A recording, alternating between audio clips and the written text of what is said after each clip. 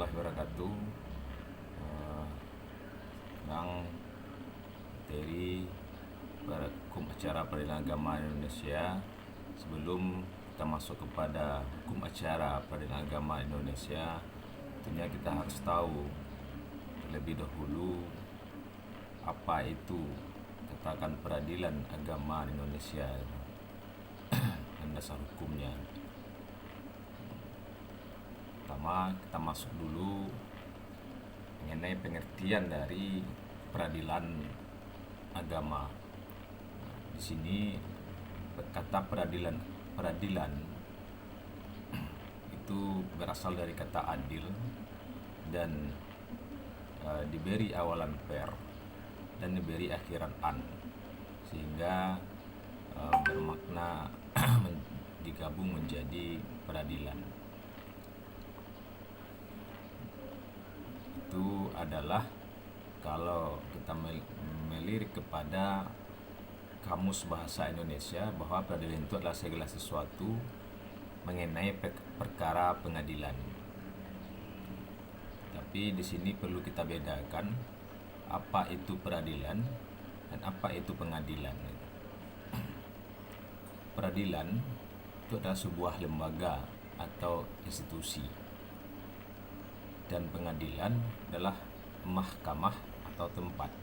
Jadi kalau peradilan adalah sebuah lembaga atau institusi yang berwenang menangani perkara baik itu pidana maupun perdata di lembaga. Dan lembaganya itu sesuai yang terdapat di dalam pasal 24 Undang-Undang Dasar 1945 tentang kekuasaan kehakiman, yang mana pasal 24 ayat 1 mengatakan bahwa kekuasaan kehakiman merupakan kekuasaan yang merdeka untuk menyelenggarakan peradilan guna menegakkan hukum dan keadilan. Nah, di pasal 24 ayat 2 dikatakan bahwa kekuasaan kehakiman dilakukan oleh sebuah mahkamah agung dan badan peradilan yang berada di bawahnya dalam lingkungan peradilan umum, lingkungan peradilan agama, lingkungan peradilan militer, lingkungan peradilan tata usaha negara, dan oleh sebuah mahkamah konstitusi. Jadi itulah yang dikatakan peradilan. Jadi ada 4 lembaga peradilan di Indonesia, yang mana puncaknya adalah Mahkamah Agung dan badan-badan yang berada di bawahnya, di peradilan umum, peradilan agama, peradilan militer, dan peradilan tata usaha negara. Nah, di sini ada Mahkamah Konstitusi, dan Mahkamah Konstitusi ini adalah ini peradilan yang juga sebagai pelaksana kekuasaan kehakiman, peradilan tingkat pertama dan peradilan tingkat terakhir. Dan semuanya 4 lembaga peradilan tadi, baik itu peradilan umum, peradilan agama, peradilan militer, dan peradilan tata usaha negara, itu bermuara puncaknya adalah Mahkamah Agung. Kemudian kita lihat apa itu pengadilan. Nah, pengadilan itu adalah mahkamah atau tempat. Artinya bahwa pengadilan adalah sebuah tempat yang mana berwenang menyelesaikan suatu perkara, apakah itu perkara pidana maupun perkara perdata. Jadi dapat kita simpulkan bahwa peradilan adalah suatu lembaga kehakiman yang dalam hal ini bertindak sebagai upaya dalam menegakkan keadilan, baik dalam perkara perdata maupun perkara pidana.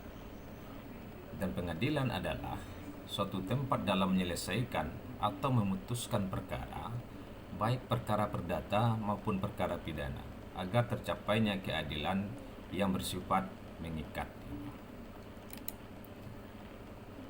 Kalau kita lihat menurut Sudikno Mertukusumo bahwa peradilan itu adalah segala sesuatu yang bertalian dengan tugas hakim dalam memutuskan perkara, baik perkara perdata maupun perkara pidana, untuk mempertahankan atau menjamin ditaatinya hukum material. Sedangkan pengadilan adalah salah satu pelaksana hukum dalam hal konkret adanya tuntutan hak, fungsi mana dijalankan oleh suatu badan yang berdiri sendiri dan diadakan oleh negara, serta bebas dari pengaruh apa dan siapapun dengan cara memberikan putusan yang bersifat mengikat dan berwibawa. Nah, jadi itulah mengenai pengertian peradilan dan pengadilan gitu. Nah, kemudian apa itu peradilan agama?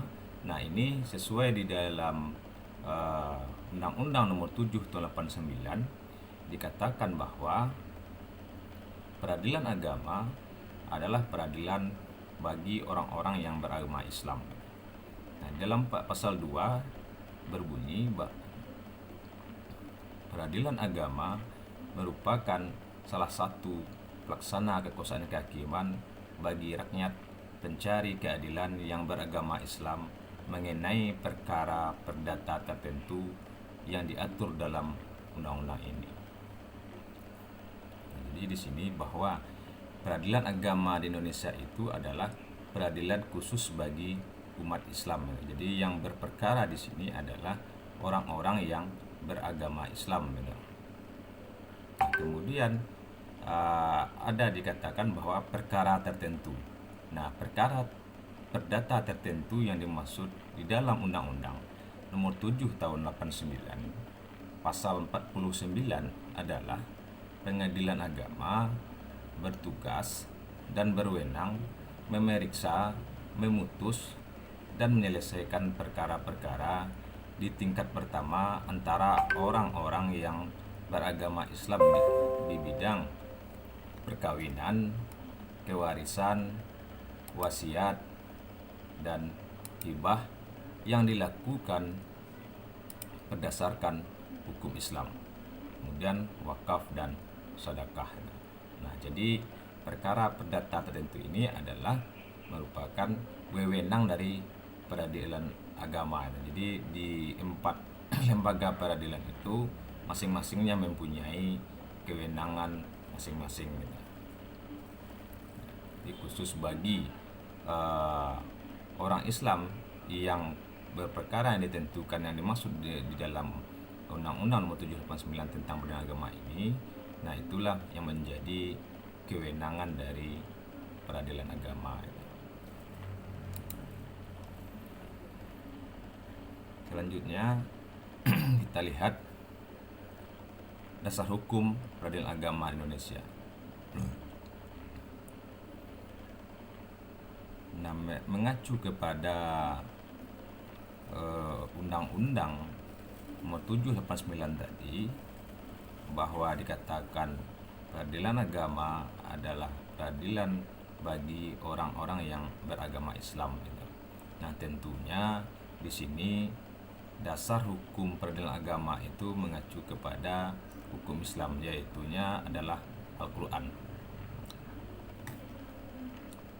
Jadi dasar hukum pertamanya itu adalah Al-Quran dan Sunnah. Karena hukum yang diterapkan di peradilan agama ini adalah berdasarkan hukum Islam. Salah satunya di dalam Quran itu terdapat di dalam surat An-Nisa ayat 105, yang artinya bahwa katakan, sesungguhnya kami telah menurunkan kitab kepadamu dengan membawa kebenaran, supaya kamu mengadili antara manusia dengan apa yang telah Allah wahyukan kepadamu. Dan janganlah kamu menjadi penantang orang yang tidak bersalah karena membela orang-orang yang khianat. Itu dasar hukum yang dipakai di dalam peradilan agama di Indonesia. Nah, kemudian sebenarnya masih banyak lagi ayat-ayat yang bicarakan tentang peradilan atau keadilan di dalam Al-Quran itu. Nah, kemudian pada masa penjajahan Belanda, keberadaan peradilan agama ini itu didasarkan kepada peraturan pertama itu adalah Stabat 1882 nomor 152 dan 153. Kemudian juga Stabat 1937 nomor 116 dan 610 yang mengatur peradilan agama dan Mahkamah Islam Tinggi untuk Jawa dan Madura. Di ini Stabat ini artinya di sini bahwa jauh sebelum Indonesia merdeka, peradilan agama ini sudah diakui keberadaannya di negara Indonesia. Dan itu ditandai dengan Stabat 1882 dan 1937 yang mengatur peradilan agama untuk daerah Jawa dan Madura itu. Kemudian Stabat 1937 nomor 638 dan 639. Nah, itu yang mengatur kerapatan kadi dan kerapatan kadi besar untuk sebagian Kalimantan Selatan dan Kalimantan Timur. Jadi masing-masing daerah ini diatur dengan Stabat pada zaman Belanda. Setelah kemerdekaan, nah peradilan agama itu didasarkan pada peraturan pemerintah nomor 45 tahun 1957 tentang pembentukan Mahkamah Syariah dan Mahkamah Syariah Provinsi untuk luar Jawa, Madura, serta sebagian Kalimantan Selatan dan Kalimantan Timur. Nah, artinya di luar Jawa dan Madura dan Kalimantan untuk seluruh wilayah Indonesia itu diatur dengan peraturan pemerintah nomor 45 tahun 1957. Kemudian juga dasarnya Undang-Undang Darurat nomor 1 tahun 1951.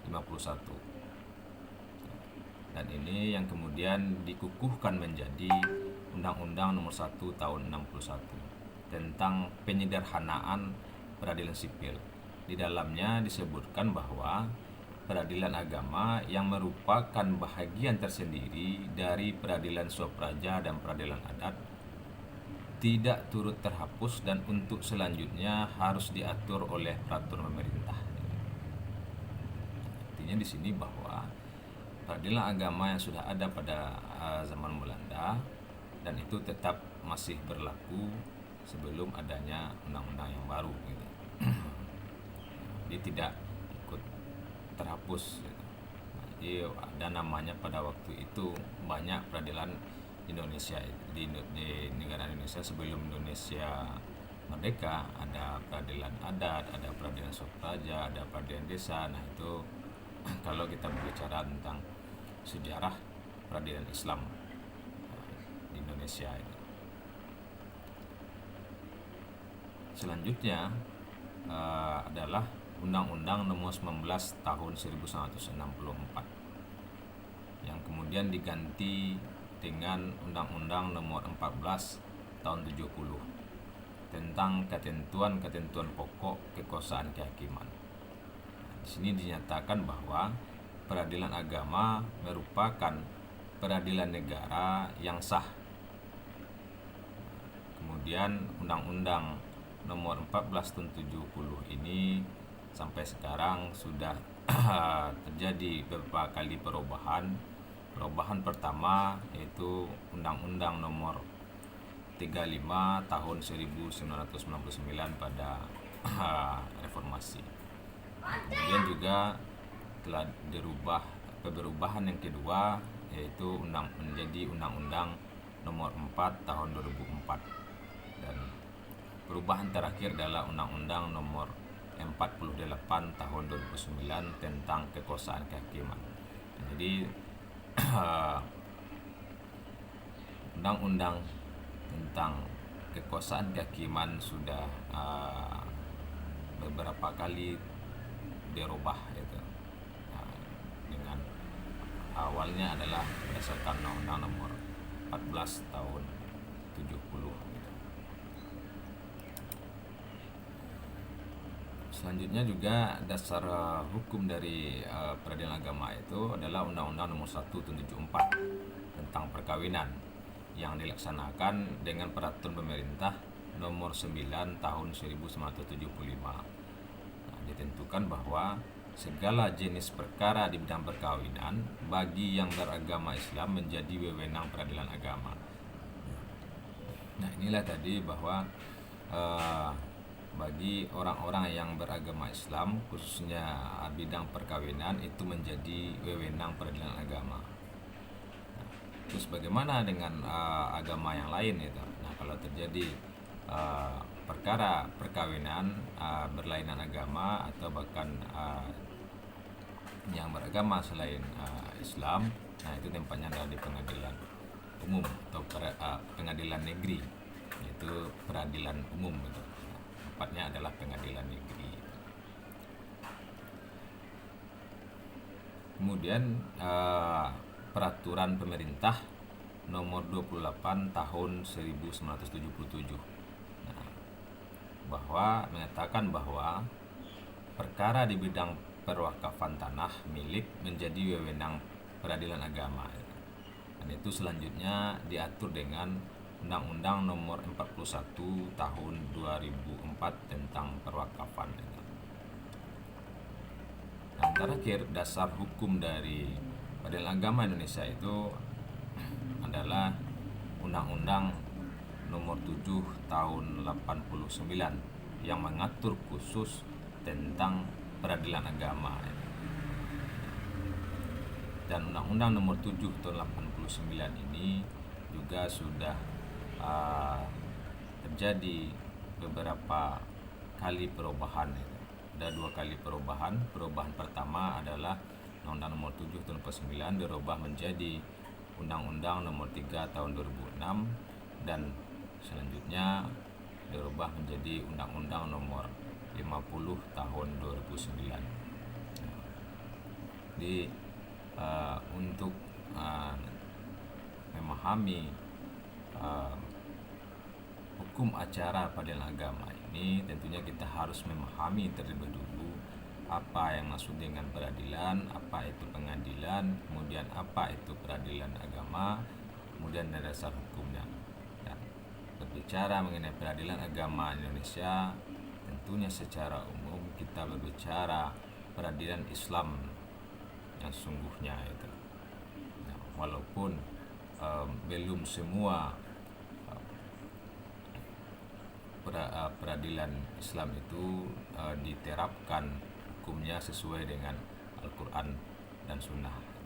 Paling tidak sudah mulai banyak mengadopsi dari hukum Islam itu, khususnya perkara perdata tertentu gitu. Nah, bagaimana pidananya atau jinayahnya? Nah, itu kalau kita lihat di negara Indonesia itu sudah dimulai juga di daerah Nanggro, Aceh, Darussalam yang sudah menerapkan hukum pidananya. Itu seperti hukum cambuk bagi orang yang melakukan judi, kemudian khalwat, kemudian zina, itu mabuk-mabukan, itu sudah dilaksanakan hukum Islam itu dengan dicambuk. Jadi untuk selanjutnya memahami peradilan agama ini, tentunya kita juga akan melihat nantinya ada hubungan peradilan agama ini dengan bidang-bidang ilmu lainnya, itu seperti tarik tasrik gitu, siasah, kemudian ilmu politik, dan itu akan berkaitan. Nah, itu akan kita bicarakan di materi yang selanjutnya. Kemudian juga bagaimana terjadinya adanya peradilan agama ini di Indonesia, itu juga kita akan berbicara mengenai sejarah peradilan agama ini pada masa dimulai dari masa penjajahan Belanda, penjajahan Jepang, kemudian Orde Lama itu pada kemerdekaan, dari Orde Lama, Orde Baru, dan reformasi sampai saat sekarang ini. Itu akan kita bicarakan di materi selanjutnya. Baik, akhiri dengan Assalamualaikum warahmatullahi wabarakatuh.